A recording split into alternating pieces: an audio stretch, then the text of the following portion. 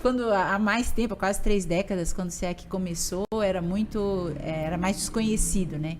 Hoje em dia não, eu acho que hoje em dia já entrou até no circuito turístico, né, de Foz.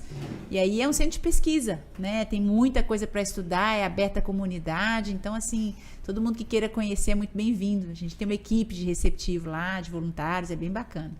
O que eu falei para a Rosane, inclusive, no dia, que eu fiquei impressionado com tanto conteúdo que tem lá, um conteúdo muito legal, e que por muitas vezes, assim, Foz do Iguaçu, às vezes por um pensamento bobo, não tem noção o quanto é positivo para a cidade ter o CAEC aqui, né? Porque é uma biblioteca gigante, coisas interessantes que tem lá para ver, pessoas inteligentes, né? Pessoas usadas como referência, que as estátuas lá, tudo mais. É muito legal e, tipo, uma biblioteca gigantesca, né? O objetivo lá, não sei se a gente pode falar aqui um pouquinho da história do CAEC. Você pode falar o que você quiser. Como que ele começou, né? Esse trabalho todo, assim, ele começou, foi na década de 60, na realidade. A gente tinha um médico, ele é falecido atualmente, que é o Dr. Valdo Vieira, que é pesquisador, pesquisava esses assuntos mais vinculados à espiritualidade, né, desde pequeno, porque ele tinha alguns fenômenos parapsíquicos que a gente chama, esses que lidam assim na fronteira da morte, da experiência fora do corpo, e tinha vários desses fenômenos e começou a pesquisar desde muito jovem. E aí, quando ele entrou no espiritismo, que é o que existia de possibilidade para ele na época, né? Ele nasceu em Monte Carmelo, uma cidade pequenininha, lá em Minas Gerais, foi para Uberaba, trabalhou um tempo com o Chico Xavier e tudo, e num determinado momento, na década de 60, em 66 especificamente, ele resolveu deixar e trabalhar mais com um processo mais de estudo, de pesquisa, mais com essa linha, né? Mais técnica, assim. E aí ele começou a juntar um grupo, começou a trabalhar muito tempo, escreveu pra caramba, escreveu muito. E quando chegou já no final dos anos 80, em 88, ele começou a formalizar uma instituição de voluntariado para uma série de pessoas com quem ele tinha contato, que tinham interesse em pesquisar esses temas também. Sim. Aí foi fundado o que a gente, na época, chamava Instituto Internacional de Projeciologia. O nome é grande, mas a projeciologia foi proposta como uma ciência para estudar o fenômeno de saída do corpo, que é a projeção da consciência que a gente chama. Que é aquela experiência que a gente, às vezes, tem que tá dormindo e dá a impressão que você está lúcido ali, raciocinando, pensando, volta para casa, às vezes, com a solução de um problema, volta e teve um sonho com alguém, depois a pessoa, também sonhei com você. Às vezes é esse tipo de fenômeno mesmo que a gente deixa temporariamente o corpo humano, tem uma experiência lúcida, depois você volta, né? E a principal consequência disso é a perda do medo da morte. A gente começa a ver, sem ter necessidade de ter uma crença ou algo assim, que você tem outras possibilidades. Todo mundo pode experimentar isso, tem gente que experimenta até espontaneamente, infelizmente tem medo, pouca informação e não investiga mais. Eu sei que o professor Valdo pesquisou, trabalhou e fundou esse IP, e a partir dali, no Rio de Janeiro, inicialmente, em São Paulo, né? Começou a viajar, dar aula, curso, tudo isso. Ele ganhava a vida dele como médico, independente dessas pesquisas, né? Isso era um trabalho voluntário.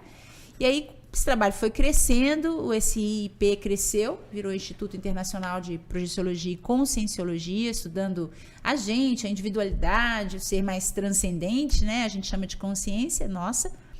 E em 95 houve uma proposta de uma pessoa que morava aqui em Foz, falou assim, por que vocês não vêm aqui para Foz para montar um centro de pesquisa aqui? Essa pergunta o Rafa fez lá para ela, para a Rosane, e eu não deixei ela responder, não. Tá.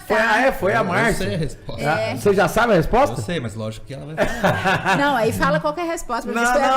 É que assim, lá na hora, a gente pegou e fomos perguntando algumas coisas, né, tal, porque a gente tava lá. Mas na hora que ela fez essa pergunta, mas por que Foz? Eu falei, não responde.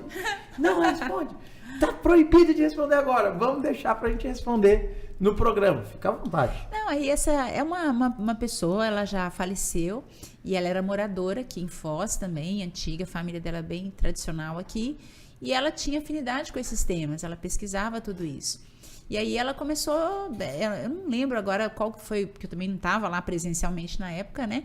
Mas ela ofereceu ao professor Valdo, ela teve contato com ele através de pessoas comuns, né? Conheciam e falou assim, olha, eu tenho um terreno aqui, que na época, não sei se o pessoal conhece, o antigo restaurante Cabeça de Boi aqui em Foz, lá na Felipe Vancher, E era tudo rural ali, não tinha nem asfalto, nem nada, né?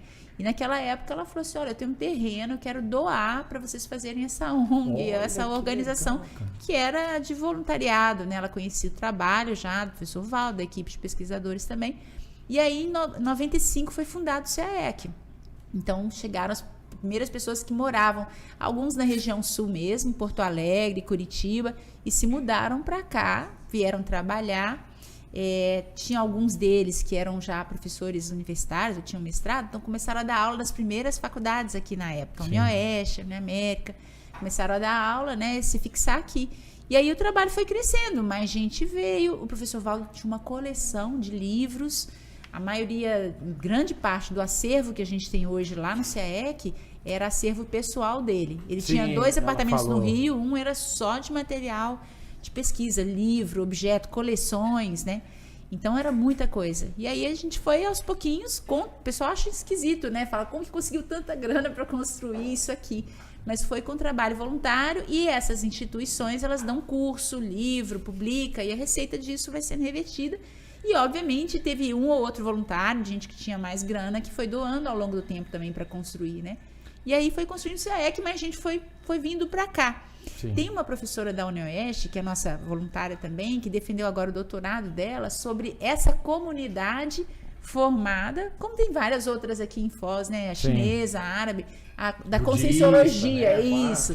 Aí ela fez uma dissertação, uma tese, né, de doutorado sobre a comunidade conscienciológica e publicou um livro contando essa história toda. Então, o que ela estava falando não é nem falando do livro que ela deu para nós. Não, esse que eu passei, que eu trouxe aqui é um das coleções que a gente tem das bibliotecas, né? Aqui na real são dos dicionários, né, que a gente tem lá. A gente tem hoje um acervo de mais de 7 mil dicionários lá. Eles são abertos ao público. Quem quiser consultar, pode consultar. São 4.500 títulos diferentes e as duplicatas. Tem muita coisa, né?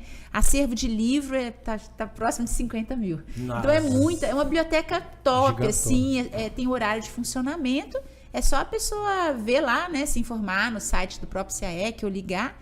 E pode ir lá, consultar, trabalhar. Tem muita gente que foi fazer pesquisa, seja aluno de ensino médio, faculdade, tudo isso, né? Então, esse é mantido por esses cursos, esses livros que são publicados, a receita é revertida e a gente vai mantendo na base do voluntariado. Legal. Não é fácil. A dúvida, assim, eu acredito, igual eu falei para a Rosane que a gente também não entende sobre o assunto. A gente vai aqui, a gente vai conversando para a gente...